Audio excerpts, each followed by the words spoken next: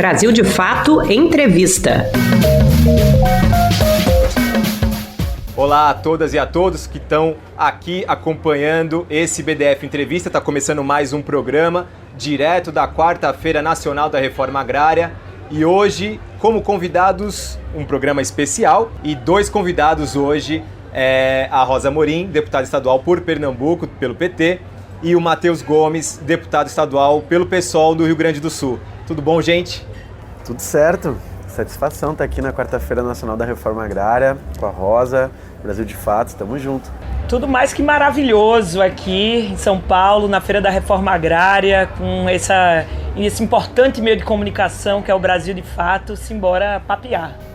Rosa Amorim e Matheus Gonçalves foram eleitos deputados estaduais por Pernambuco e Rio Grande do Sul nas eleições de 2022. Sob o mote da renovação, os dois mandatos apontam novos olhares sobre o fazer político. Enquanto Rosa, filiada ao Partido dos Trabalhadores, é indicada pelo MST para ingressar na institucionalidade, Matheus Gomes, do PSOL, advém da ebulição popular de 2013, construindo também na Câmara de Vereadores de Porto Alegre um mandato pautado na luta antirracista. Queria começar com uma pergunta que acho que é muito importante para o momento que a gente vive na política. Acho que se a gente fala de renovação da política, temos aqui dois exemplos perfeitos disso, né? Dois jovens negros com mandatos progressistas. O mandato de vocês já completou 100 dias. Qual que é o balanço que vocês fazem desse primeiro período? Acho que também coincide com um país em uma rota de mudança, de transição muito, muito grande, né, Rosa? É isso aí. Eu acho que um dos pilares desse projeto que é hegemônico na política do nosso país, o conservadorismo, uma dessas facetas é justamente a política ser ocupada por homens, em sua maioria de meia idade, né? Brancos, autodeclarados heterossexuais. Então, se a gente for fazer um parâmetro da política no nosso país, é esse o perfil. Portanto, estamos num momento que explode no nosso país a necessidade da renovação na política e de mudar, porque a representatividade ela é muito importante e fala também sobre mudança. Então, ocupar o parlamento, ocupar a institucionalidade com novas caras, com pessoas jovens, pretas, LGBTs, com sonhos novos colocados para a mudança desse país é muito importante. O Movimento Sem Terra tomou uma decisão pela primeira vez na história de lançar candidaturas em todo o país. Foram 15, nós elegemos 7 nessa bancada da reforma agrária e também vem com um novo perfil. Lá em Pernambuco, o MST disse, se a gente vai entrar na política, a gente quer renovar. Então, colocamos lá à disposição dessa luta institucional uma mulher jovem e elegemos a primeira Sem Terra, deputada estadual, e já estamos fazendo a diferença no parlamento pernambucano. É isso.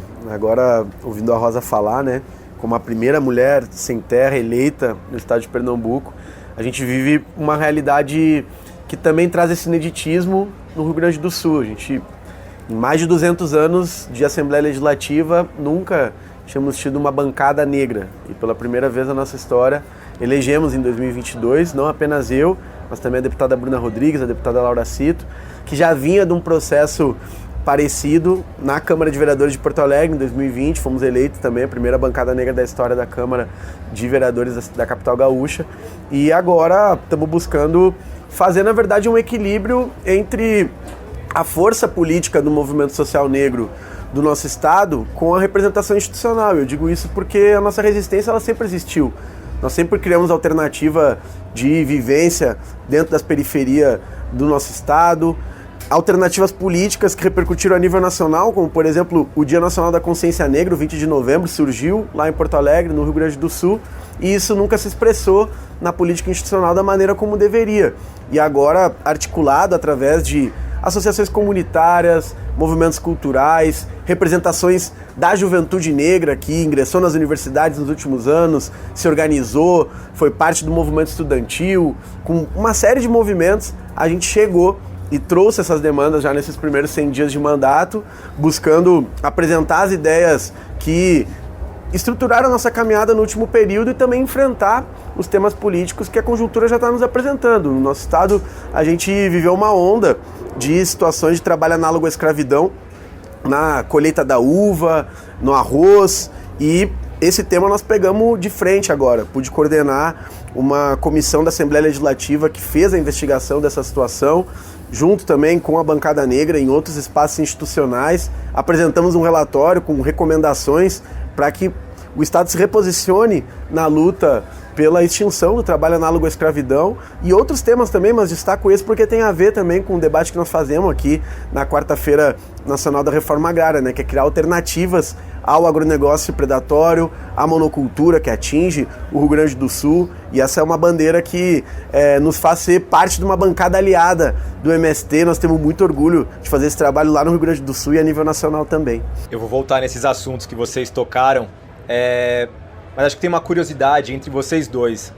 Tanto a Raquel Lira em Pernambuco, quanto o Eduardo Leite no Rio Grande do Sul, são os dois principais nomes do PSDB que governam estados importantes da federação. O partido que era uma grande oposição, até certo ponto, democrática ao PT. A gente, obviamente, tinha questões aí, mas a gente vê hoje, com os olhos da conjuntura atual, que era até uma oposição democrática. Esse partido ele se esfacelou, né? Essa direita ela tem sido, de fato, mais moderada, ou ela está contaminada pelo bolsonarismo que tomou o país? Como é que vocês avaliam essa política nos estados? Acho que a gente está vivendo um momento diferente da política no nosso país.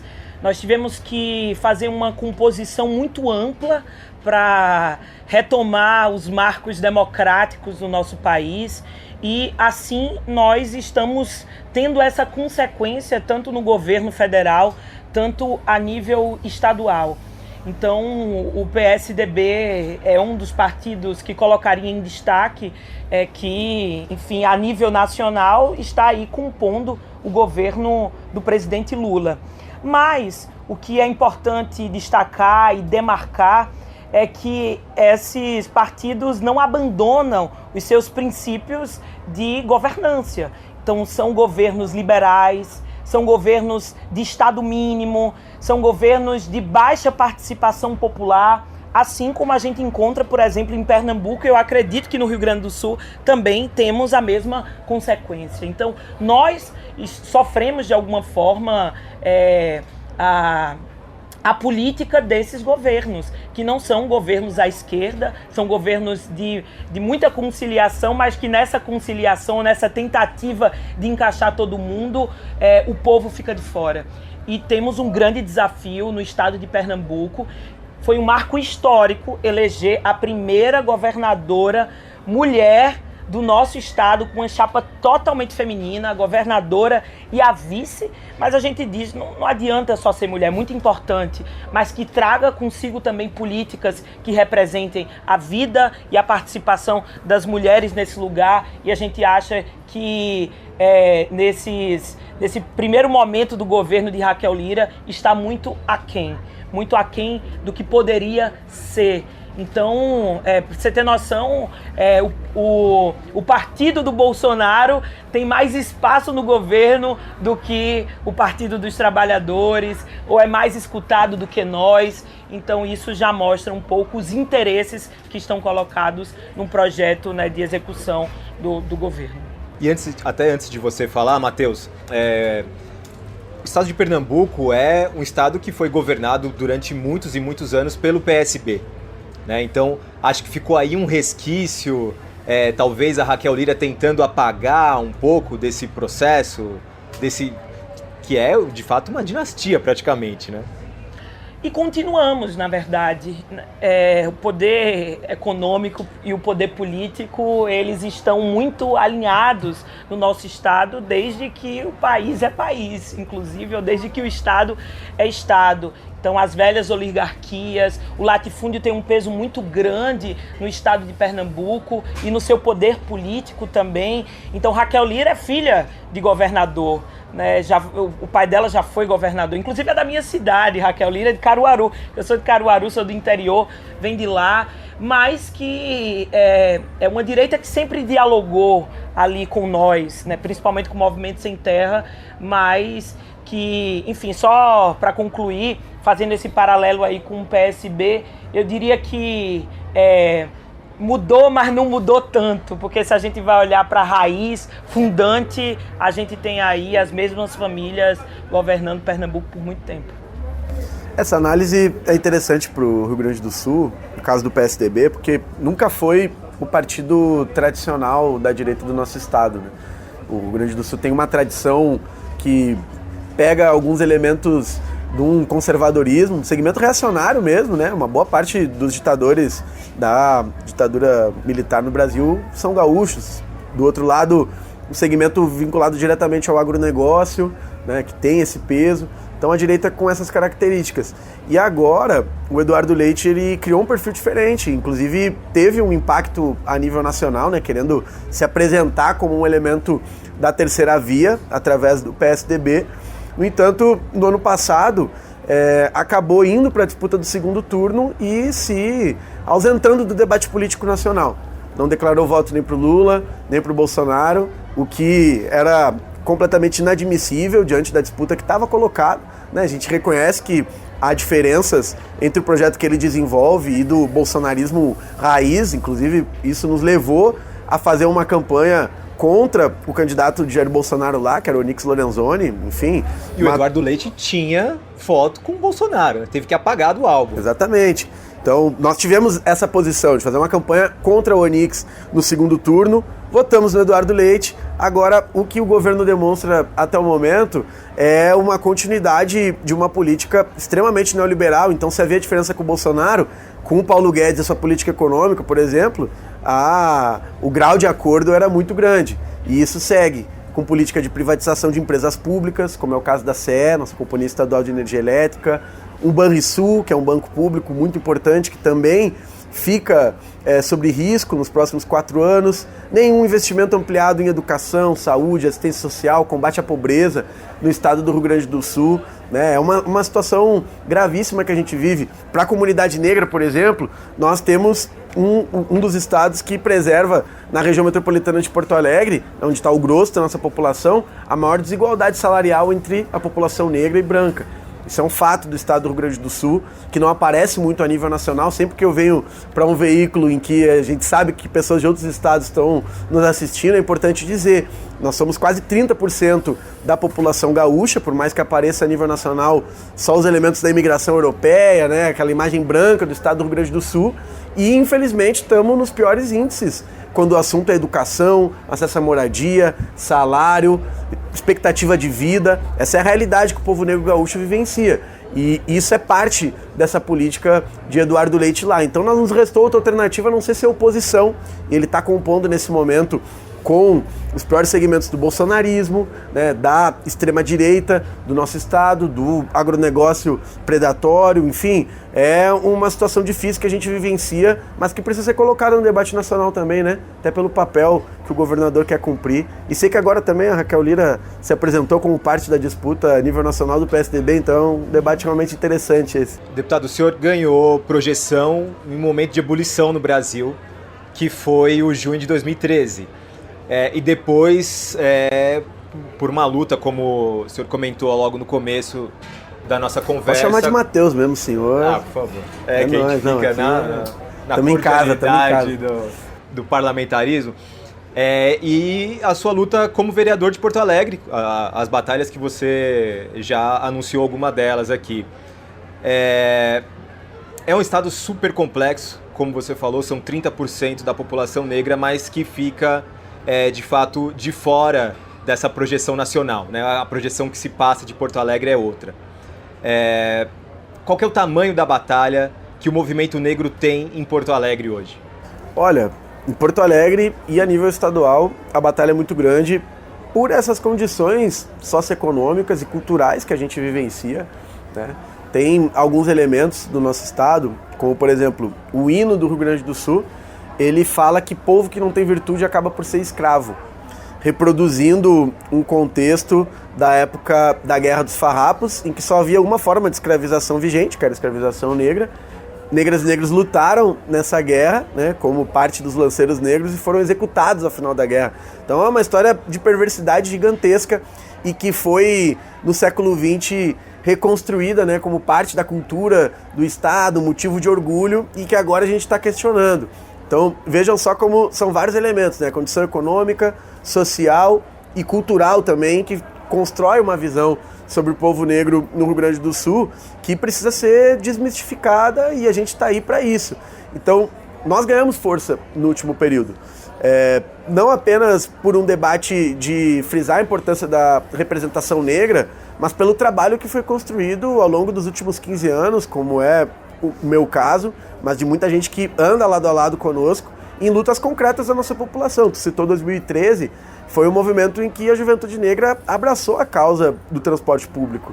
Nós baixamos o preço da passagem em Porto Alegre antes de junho, foi em março, abril daquele ano. E isso fez com que a população nos enxergasse e a gente ganhasse respeito. Foram várias lutas. Foi um dos catalisadores também, né, pro que aconteceu, né, com o MPL aqui em São Paulo, por exemplo. Exatamente, e várias conexões que a gente fez aí. Nós entramos lá também, eu fui da segunda turma de estudantes cotistas negros da Universidade Federal do Rio Grande do Sul, que também teve cotas antes da Lei Nacional de 2012. E toda a nossa geração vivenciou isso, de estar estudando dentro da universidade, de voltar para a periferia, para levar aquele conhecimento que a gente adquiriu lá e conectar com as lutas concretas da nossa população, por creche, por qualidade na educação básica da nossa juventude, por melhores condições de trabalho. Então, o respaldo que a gente conquistou, ele foi no intuito de demonstrar que a questão racial, ela vai para muito além da nossa luta contra a discriminação, contra a violência policial e por espaço na sociedade. A gente compreende realmente o racismo como um elemento que determina todos os elementos em que a gente está inserido no nosso cotidiano, no nosso dia a dia.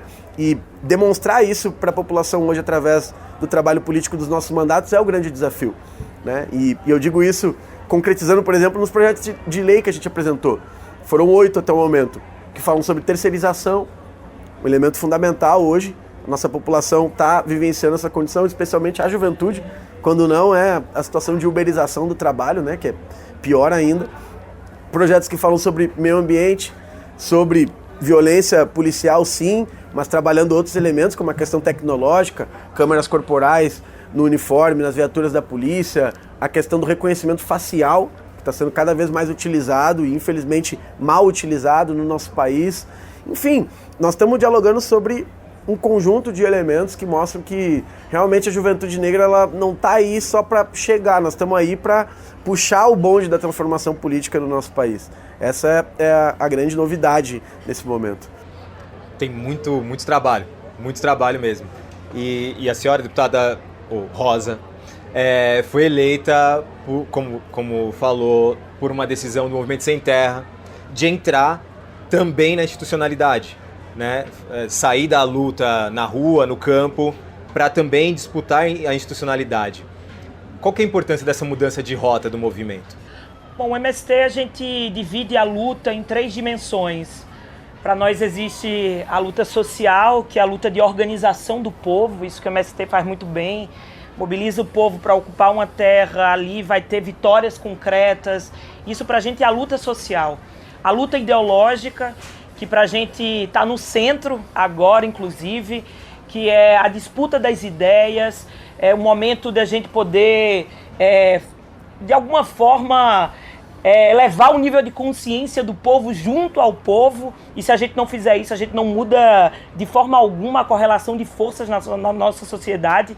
A gente viveu a guerra nas últimas eleições, foi uma guerra, uma batalha de ideias, de projetos políticos. De um lado o fascismo, o bolsonarismo, e do outro a esperança, a democracia. Portanto, a luta ideológica que os movimentos sociais, os partidos de esquerda abraçam e tem que colocar no centro da estratégia. E, por fim, a luta institucional.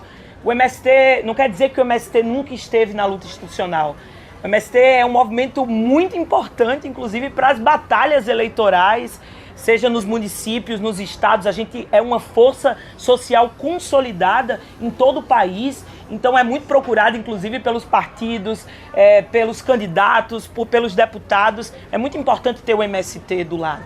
Mas esse foi o momento que o MST disse: o nosso compromisso com a democracia nesse momento é a gente também estar de cara, enfrentando esse momento. Então a nossa contribuição foi: a gente poderia nem ter vitória eleitoral, que para nós seria muito importante, mas já teria sido uma vitória política gigante o que nós fizemos, colocando os nossos militantes nessa batalha para debater projeto político com o povo.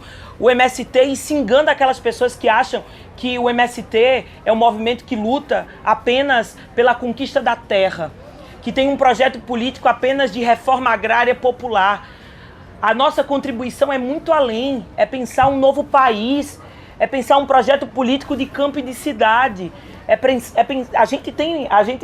A gente quer conquistar, a nossa luta ela é muito além apenas daquilo que a gente quer, que é democratizar o acesso à terra. Portanto, ocupar a institucionalidade nesse momento é a gente qualificar a nossa atuação. E sempre dizemos, é um pé na luta, outro pé no parlamento agora. Portanto, não é uma ou a outra, é a combinação dessas formas de luta que nesse momento vai qualificar a nossa democracia. E ter o MST ocupando as casas legislativas, onde a gente sabe que o latifúndio, que o agronegócio é a principal força política desse país, é a gente enfrentar no seio da instituição aquilo que é a raiz da desigualdade social no nosso país. Nós não vamos conseguir avançar no projeto de direitos, de transformação social, se a gente não resolver a questão da terra, dos latifúndios e do agronegócio. Então, por isso que nós tomamos a decisão e tomamos essa grande vitória política e eleitoral, institucional no país.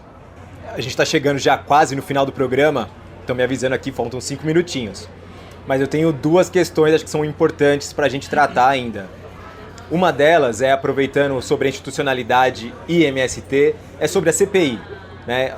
A gente está aqui na 4ª Feira Nacional da Reforma Agrária, que acontece ao mesmo tempo em que o MST é citado, né, como investigado por uma CPI no Parlamento Nacional.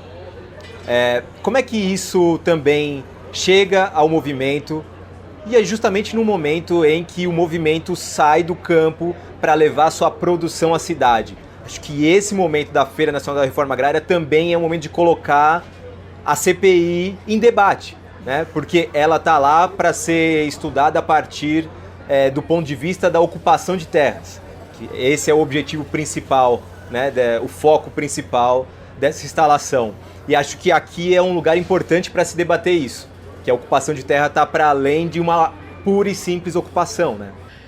O MST queria resgatar bem rapidamente algo que aconteceu ano passado, uma polêmica das redes. Quem poderia ou não usar o boné do MST? Não, só quem tem legitimidade para usar um boné do MST são os sem terras. E nós falamos, onde tiver um boné do MST tem apoio à nossa luta. Portanto, usem e abusem dos símbolos do movimento sem terra, porque ali a gente sabe que tem gente que tem compromisso, que tem convicção ideológica. E eu acho que é justamente isso que a Feira da Reforma Agrária faz e que, inclusive, esse momento que a gente está vivendo agora, de tentativa de criminalizar o movimento sem terra, faz. Eles estão com medo do MST, porque a sociedade começa a enxergar o MST de forma diferente. Óbvio que a gente tem aqueles que ainda continuam com aquele pensamento, mas a gente já mudou muito. É por isso que a gente elegeu vários deputados no nosso país, porque as pessoas olham para o MST com esperança. E o bolsonarismo agora, choroso, com medo, porque perdeu as eleições, arruma agora em quem apedrejar. E eles escolheram o movimento sem terra, porque o principal apoio, né, do bolsonarismo, do fascismo é o agronegócio. Então é muito interessante bater no MST, mas nós somos um movimento duro, um movimento firme, e nós vamos superar mais essa batalha. E essa tentativa de criminalização só vai fortalecer. E, só para finalizar, dizer que também não passa de uma tentativa do bolsonarismo de desviar o olhar para aquilo que vai ser para o povo brasileiro um grande apontamento sobre o projeto que não deu certo, que vai ser a investigação dos atos antidemocráticos que aconteceu no começo do ano e que a gente vai sim escandalizar isso que aconteceu, porque a gente precisa fortalecer a nossa democracia e o MST é essa organização. Com certeza. Matheus, você estava falando sobre as vinícolas do Rio Grande do Sul e aqui o MST propõe, inclusive isso na época que aconteceu a divulgação desses casos de trabalho escravo, o MST divulgou o suco que é produzido também nas vinícolas do MST. Então, esse também é um momento de pautar isso no Estado e também nacionalmente, né? Com certeza. O Rio Grande do Sul teve duas situações que chocaram o Estado e o país. Uma do maior resgate da história do nosso Estado, 208 trabalhadores que estavam trabalhando numa empresa terceirizada que prestava serviço às vinícolas, grandes vinícolas, né, da Serra Gaúcha. E outra na colheita do arroz, em Uruguaiana, na fronteira com a Argentina, trabalhadores que estavam vinculados à BASF, uma das maiores multinacionais do arroz. Então aí realmente a gente tem um paradoxo, né? De um lado, multinacionais ou empresas gaúchas que exportam para o mundo inteiro, apresentando uma produção que em tese seria modelo, mas que faz uso do trabalho análogo à escravidão. E do outro lado, a produção estruturada pelo MST, que com base no Rio Grande do Sul, mas a nível nacional, é hoje o maior produtor de arroz orgânico da América Latina. E esse tipo de situação precisa ser compreendida pela sociedade, porque o processo da CPI do MST ele também é baseado em cima de muitas mentiras. E agora do estado do Rio Grande do Sul, infelizmente, a gente teve uma que acabou circulando o país nas últimas semanas, construída por um vereador de Porto Alegre que forjou o resultado de um laudo técnico da Universidade Federal de Santa Maria para dizer que tinha agrotóxicos no arroz orgânico do MST. E isso já foi comprovado como uma mentira pelo próprio laboratório em que ele encomendou o teste, né, do arroz, pelo Ministério da Agricultura, e nós estamos tentando fazer com que a partir dessa situação o tiro saia pela culatra, que as pessoas realmente conheçam a produção de arroz orgânico do MST no estado do Rio Grande do Sul e a nível nacional, conheçam os produtos que o MST desenvolve nos assentamentos, através das cooperativas, e que de fato possam compreender o papel educador, pedagógico e transformador desse movimento, porque faz produção de alimento em massa, mas preserva o meio ambiente, se preocupa, né, com outras formas de economia que não a concentração de riqueza que o agronegócio é campeão de fazer no nosso país, por isso que tem tanta desigualdade no campo e por isso que a população na cidade não acessa um alimento saudável. Então é esse tipo de coisa que a gente quer a partir da quarta-feira nacional da reforma agrária, mas do cotidiano desse movimento, da relação que estabelece conosco enquanto parlamentares e diversos movimentos sociais da cidade, mostrar para a população nesse momento em que o bolsonarismo realmente tenta atacar o MST, mas não vai conseguir porque esse movimento é forte, tem raiz ideológica, tem raiz naquilo que constrói no dia a dia, e nós também para fazer essa conexão, campo, cidade, periferia, e essa força que vai nos levar adiante com certeza. Estamos chegando no final então, muito obrigado, Rosa, Matheus, importantíssimo esse papo com vocês, essa renovação da política, acho que a gente vai voltar a falar em breve também para amadurecer essas nossas conversas, acho que tem muita coisa também para a gente colocar ainda no nosso debate. Muito obrigado, viu? Satisfação, Zé, estamos aí à disposição sempre. Obrigada, simbora. E a você que acompanhou o BDF Entrevista especial dessa semana, muito obrigado. Na próxima semana voltamos com mais uma entrevista. Você pode conferir mais conversas como essa no YouTube, Spotify, Deezer e outras plataformas do Brasil de Fato. Direção e entrevista José Eduardo Bernardes. Coordenação de jornalismo Glauco Faria. Coordenação de rádio Camila Salmásio. Coordenação de audiovisual Monize Ravena. Coordenação de redes sociais Cris Rodrigues. Direção executiva Nina Fidelis.